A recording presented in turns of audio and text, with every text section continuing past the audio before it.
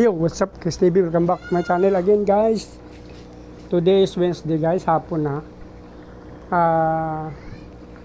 Monday, Tuesday, nag-breed tayo ng danyo natin, guys. Same tub, same water. So, pang third day na. Pangatlong araw ngayon, guys.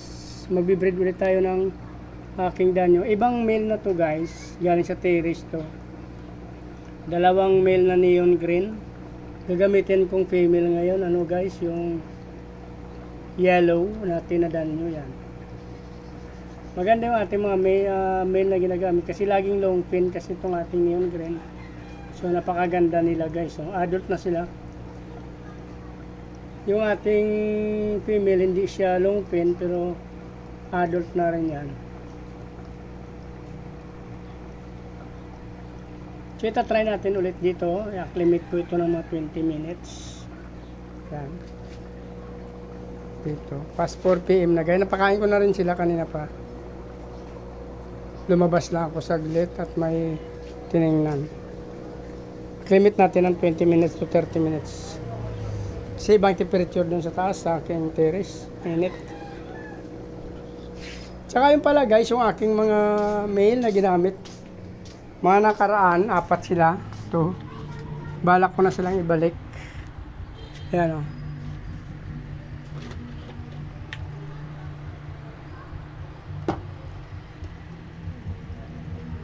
Tingnan natin temperature kung pareha sa baba. Magkaiba ng temperature, guys. Sasali muna natin sila at i-acclimate.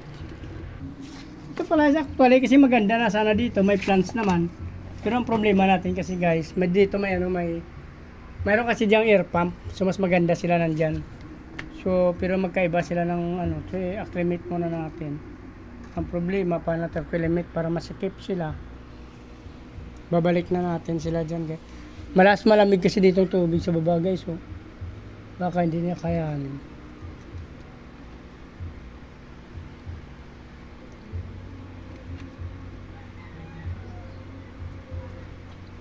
So ang gagawin natin, guys, i-acclimate natin dito sa malainit din. Parehas lang naman sila tubig dito, guys. Dito ko na lang i-acclimate sa kabila. Try natin dito.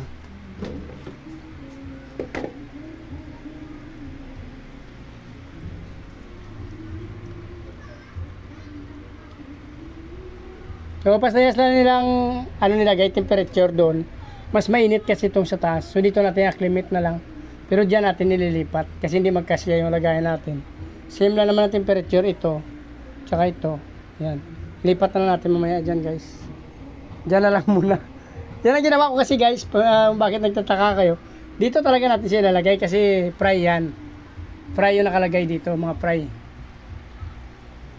Ang problema kasi hindi magkasya yung ating yan yung ating cup, hindi magkasya dito. So since parehas naman ang temperature nila dito, tsaka ito, dito na lang siya natin na-acclimate, pero dyan natin talaga siya ilalagay. Wala alam, guys, kung nakuha niyo ibig ko sabihin. Ibig ko sabihin, guys, dito ko siya ilalagay sa tab na to kasi nandyan yung mga danyo natin, yung mga breeder natin. Pero dito ko siya i-acclimate since parehas naman yung temperature nila dito at ito. Kasi ang cup na to hindi magkakasya dito sa butas na to. Mamaya ibubugas na lang natin pag na-acclimate. Mas malamig kasing tubig dito.